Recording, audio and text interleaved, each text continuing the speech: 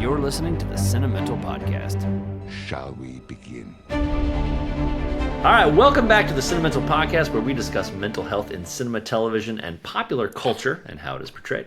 What did they get right? What did they get wrong? And what should you know about mental health? I'm Jeffrey Jones, and I'm a screenwriter as well as a professor of screenwriting. And I'm joined, as always, by my brother, America's psychiatrist, Dr. Joshua Jones, who was recently in a calendar with Igor from Anora for the sexiest bald men in America.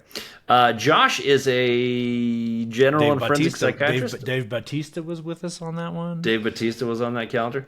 I screwed that one up, but we're just going to plunge forward into the episode. Let's just thrust right ahead.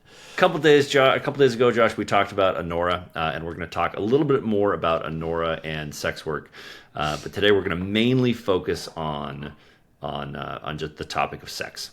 Tell us a little more about what we're going to talk about, and then I know you had some things you wanted to talk about in the political realm or the current events realm.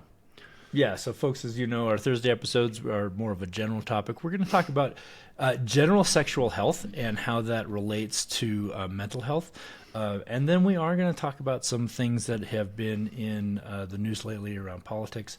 We're going to talk a little bit about some comments that the current administration has made about the transgender issue, and then I also want to talk about vaccines, Jeff. So we're gonna do that.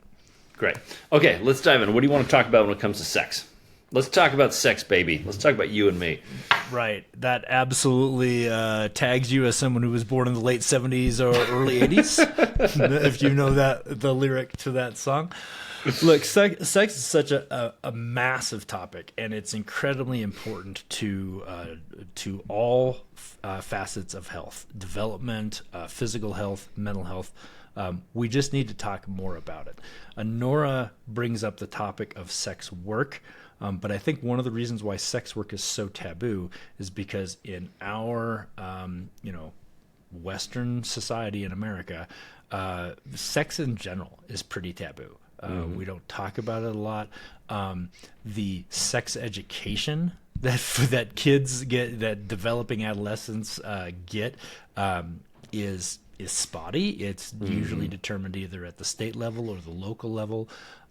Folks can opt out of it. So even the starting point that we all have about our own bodies and about the incredibly natural and mostly universal experience of sexuality, we don't have a lot of education right at the beginning. So what I want to say mostly today is that you really should talk about sex. You definitely should talk about it with your partner. You should think more about it for yourself on an intentional level about how do I get my needs met? Do I know what my needs are?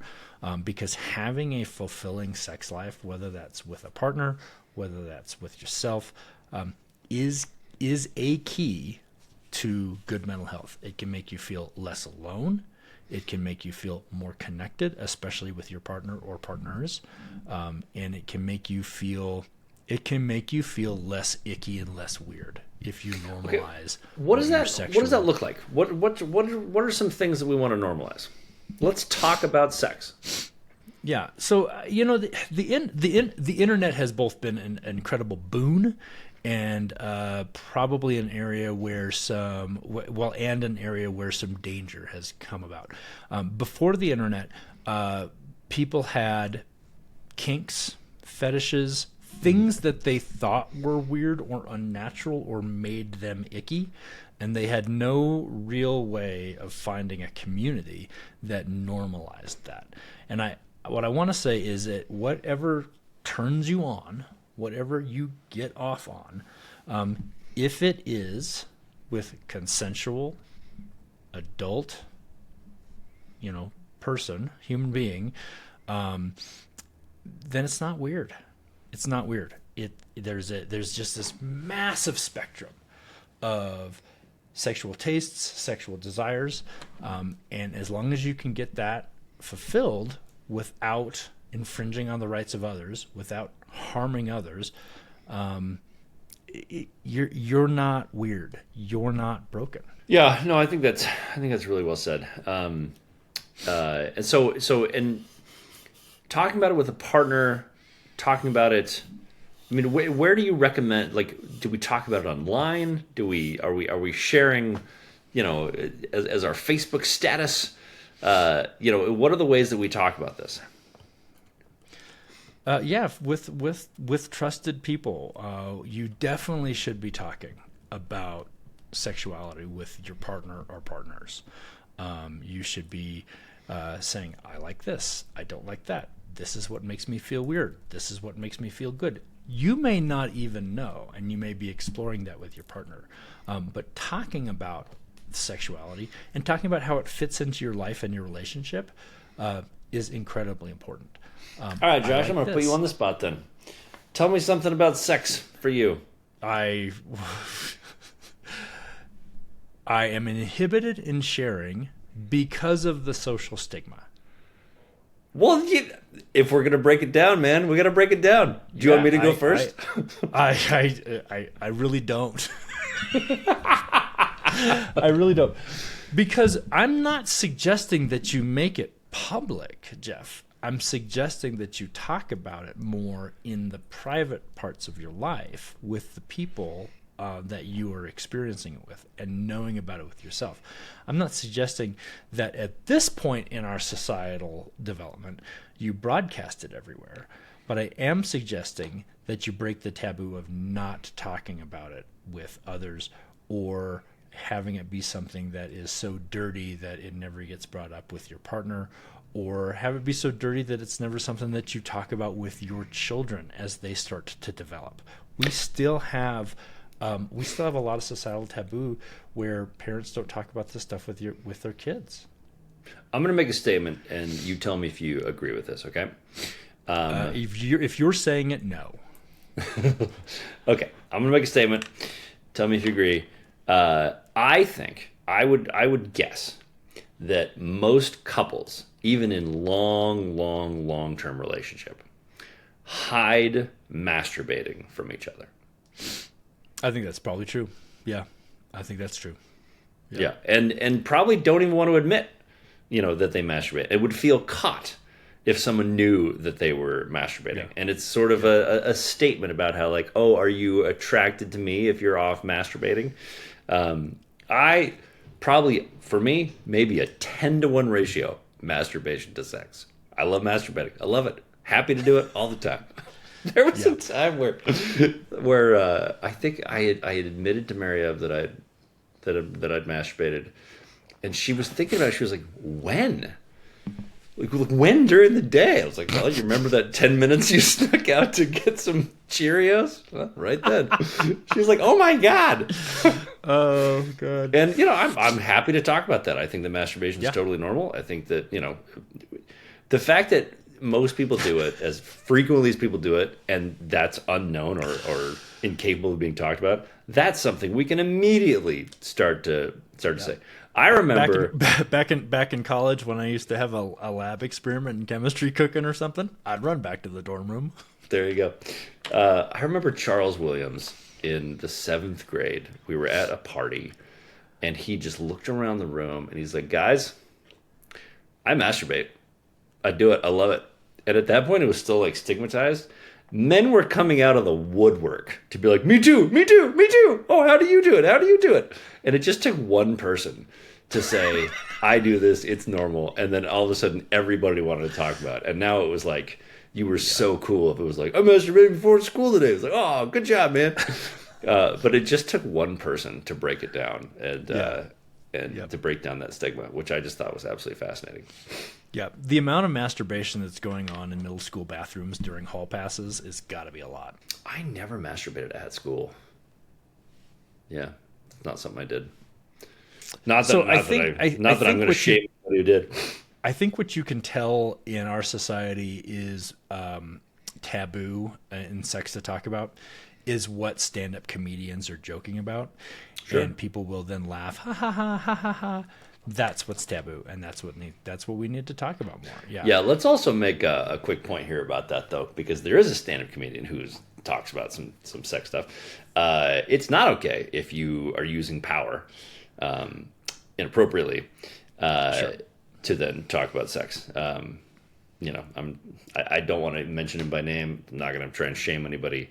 But we know who you're talking about. We know who you're talking about. Yeah, we know who I'm talking about. But again, to give your great definition, when it is consensual and abuse of power is not consensual. Even if someone consents, but there was an abuse of power before the consent, it's not consent anymore. It is an abuse of power. Putting somebody in a position where they could lose something because you have the power over them is not consensual, and that is not something that is okay, and that should remain taboo. Now, the other thing I want to talk about around sexuality is that we do know that, and we know this through surveys, large surveys of teens and college age and younger adults, that people are having less sex. 18 to 30-year-old population is having less sex than they were before. In fact, even married couples are having less sex than they were before, at least by surveys. And we have no reason to doubt that these surveys are pretty. Do the surveys say why? That's the hypothesis. People don't really know why. I think it probably has to do with the way that we are socially connecting with each other a lot more over social media and a lot less face to face. Don't know if this. We don't know if this is good, if this is bad, what this means for our society, but we do know that it's a thing, and so we're definitely going to have to delve into that. I don't know that it's a bad thing. I know that there'll be lots of people who will, who are concerned about our birth rates and we want to have more kids because, our economy is based on growth, yada, yada. You can spin off on a whole bunch of different, socio-cultural, political, religious directions on that. But that is something that we know about and we have to watch. We have to watch it. You think I'm not a doctor, so I can. I'm not a doctor, so I can say things that are ridiculous. But no, I absolutely think it's a bad thing. I think that, and I don't know that it has to do with just like people making connections online. I think that there is some sort of decreased sex drive, and I think that we need to look at societally, like, why are we becoming less human? That is an evolutionary drive, and our feelings in general, I feel, are being muted. And it doesn't just have to do with sex drive. I think it has to do with everything. And it might be that we're just less connected. That might be a part of it. But it's a problem. I do think it's a problem. We are starting to connect with each other less. We're starting to dehumanize each other more. And the fact that we are not engaging in things that are typically human, I think, is a massive problem. I think, and I think I might have shared this with you before, but I think that the collapse of society will come when there is a cheap, passive, reasonable facsimile sex robot. It's so funny. I think when you can have your sexual needs met without going through the sometimes painful, often anxiety provoking courtship rituals, right, and have your sexual needs met, I think you'll see birth rates drop off the map. I think so there's a lot of movies that are out right now about, guys just trying to fuck a robot. Sure. Companion was one. I can't remember. There was a Dennis Quaid movie that just Empire came Strikes out. Back. Maybe that was called Companion. Anyway, but there's just a lot of movies about guys fucking robots. And it oftentimes the robots in this story are like housekeepers, or something along those lines. And it's like, there's no reason to make a fuckable housekeeper. That's not the main job of the robot. The main job of the robot is to clean and to keep the house going. So there's no reason to sexualize that robot, and it just like it's funny to me because why is there this need for men to fuck robots? It's like, are we going to start putting fleshlights on toasters? Like why do men just want to fuck everything? And I understand creating a sex robot because that would be the purpose of the robot. But if it's just like, oh, hey, there's that. Like, how are you a wife and you walk into let's go get a housekeeping robot? And then it's like Megan Fox. That was the point of one of these movies. It's like, well, that's not a housekeeping robot. That's obviously a fuckbot. Like, so there's this throwaway movie called Movie 43, and Right. there's a bunch of and sorry if you made Movie 43, I don't mean it's a throwaway movie. I actually think it's hilarious, but it didn't do great. It's a whole bunch of different vignettes, and one of the vignettes is that this company creates this robot. And I can't remember what they do. I think it may just be a housekeeper or whatever. But they put the power cord right in the vagina, and they're like, that makes sense. I mean, there's just no other use for that. They're just a house cleaning robot. And then, of course, in the later vignette, they just have this like millions of men suing them because they all died because they tried to fuck this robot, and then Right. they all got electrocuted. Yeah. And people are like, how is this happening? How is this possible?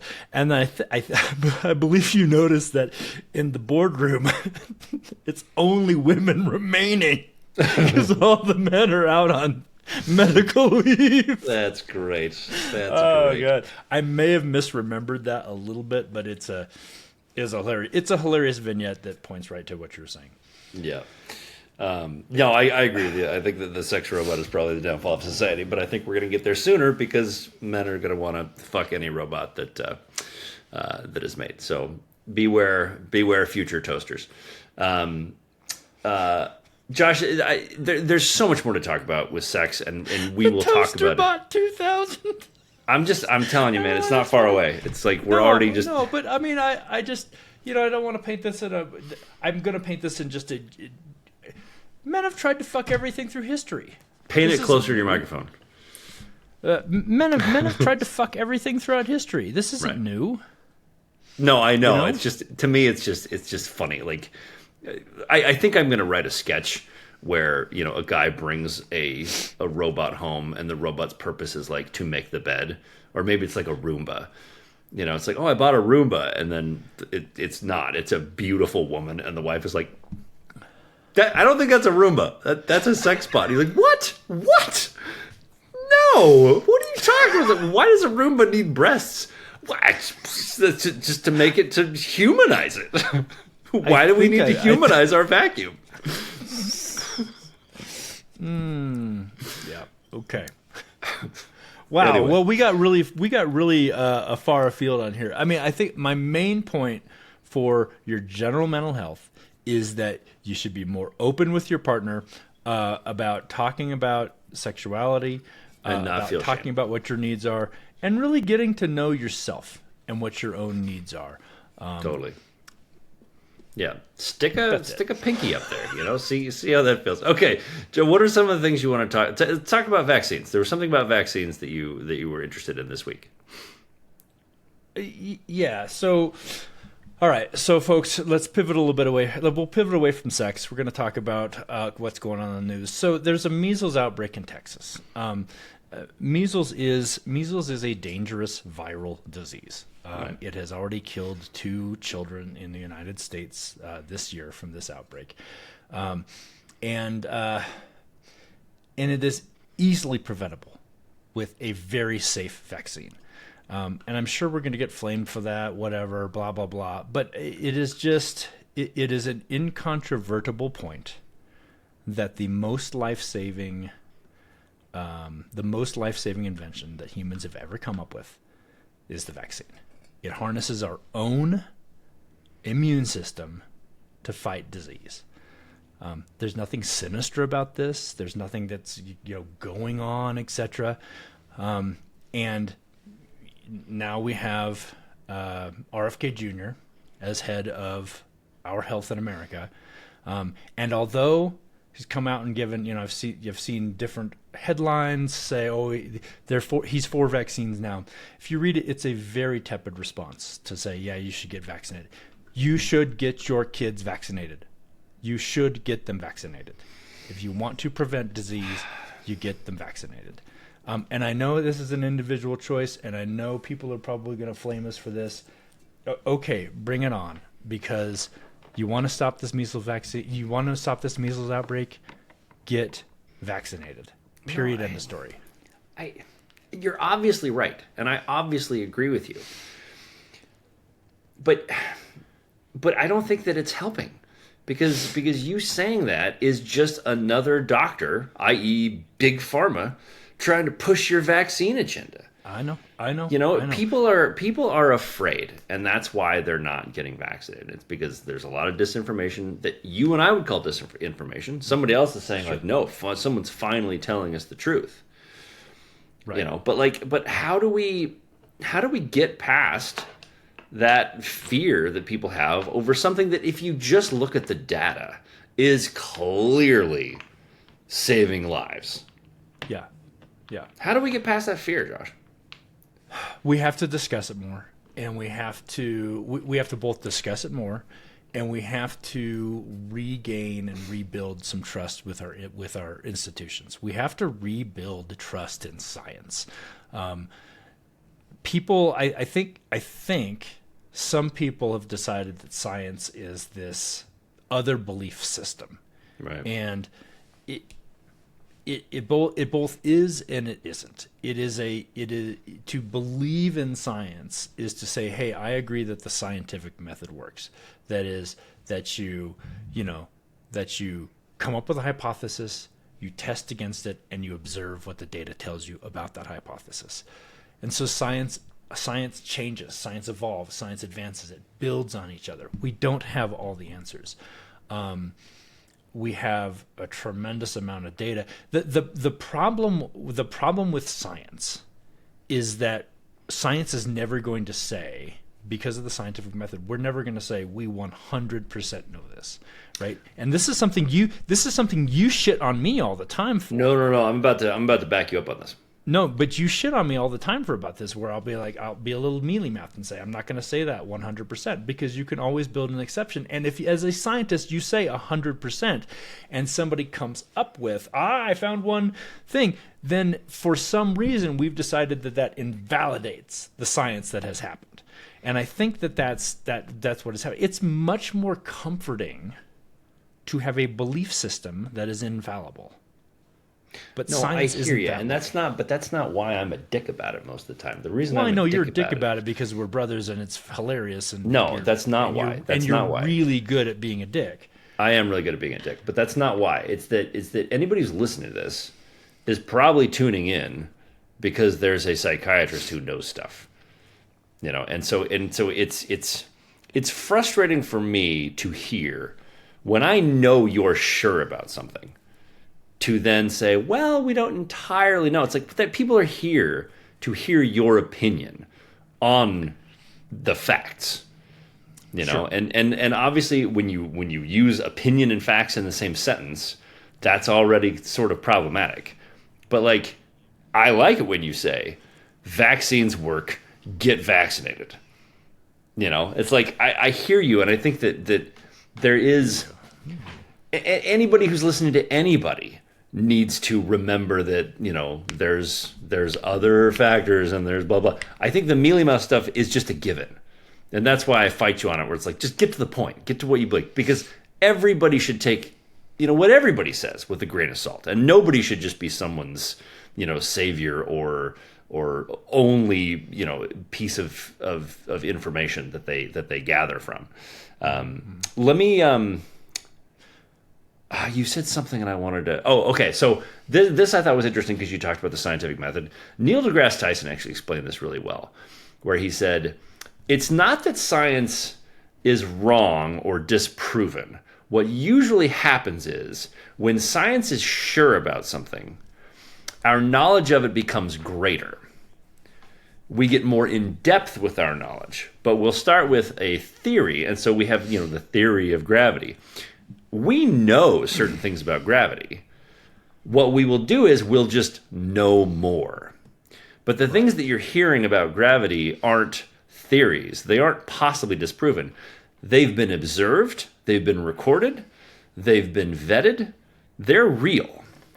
And so a lot of times you hear about, the scientific method, blah, blah. We don't disprove things. We just gain a greater understanding of them. And I think that's correct. A really important distinction. That's correct. Yeah. Another thing about the measles scenario, there are also being some theories, and I don't use theory in the scientific sense. I use these in kind of the I wish this was broader true sense. Type way, yep. that you can treat measles with I'm not going to say what they are because it's just so ridiculous. I think another thing that people need to know is that when medicine goes out and tests or observes, how a medication or a vitamin or a drug does against the disease, there are some times where you stop the study or you stop the observations very early because it is so obvious that it doesn't work or that it is causing harm, or that it is working, that you say, boom, this is done. We don't need to accumulate this. This is clearly treating this, or it's clearly not treating this. And we go forward. A whole bunch is being made of a lot of these treatments aren't rigorously tested and things like that. Some stuff you don't need to rigorously test in the way that you would need to accumulate a whole bunch of data for a medication that has, some effect for some people. Some stuff just doesn't work, or some stuff just does work. Yeah, no. If there's like 100 people stranded on an island, and somebody eats a mushroom and dies, we don't need to continue that study. Right. Let's do a randomized controlled trial and see if this mushroom continues to kill people. You stop that study. Right. That's well said. Josh, I don't think we should get into transgender. I think that is its own topic. And I think we're already at like a half an hour for each. What did you specifically want to talk about with it? Because Trump said something, and I think we should just like quickly mention it, debunk it, and then move on. During his speech to the joint session of Congress, President Trump stated that to the effect that calling a transgender minor by their preferred pronouns is child abuse. Didn't liken it to child abuse. Didn't say it's akin to child abuse. Said it is child abuse. Calling someone by their preferred pronouns is not child abuse. Period. End of story. This is a war for the minds and the hearts of Americans to try to divide them, and we can't buy into it. Okay. I want to get into this topic more with you, Josh, but I'm just going to ask you a question right now. From a psychiatric standpoint, is it okay for kids to question their sexuality and gender identity? Yes. There you go. I can't wait to talk about that more. But if anybody thinks that it's wrong, no mealy mouth here. You're wrong. It's okay. But I mean, if you do think it is wrong, comment, like, and subscribe. All right. There's so much more to talk about with sex, Josh, but I think we'll just cover the rest of it on a different day. Nothing I like more than talking about sex with my brother. Absolutely. And I think if there's one takeaway, just keep masturbating and tell your partner about it. Just come out of the closet and be like, whacked it today, or whatever your preferred. Or if you like masturbating in the closet, continue. Yeah. Poor closet. And guys, stop trying to fuck robots. Okay, thanks as always for watching or listening to Cinemental and our coverage of, Anora was the movie that would spawned all this, but of sexual health, our coverage of general sexual health. If you like this episode, there's something wrong with you, but please like and subscribe anywhere you get your podcasts. You can watch clips of us on YouTube, where we'd love to hear the movie or topic you'd like us to cover next. You can also watch my companion series, The One Thing, where I take a deeper dive into screenwriting, both available on the Large and in Charge YouTube channel.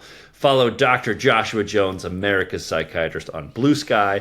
That link is below. This has been a Large and in Charge production. For Josh Jones, I am Jeff Jones, and we will see you next week.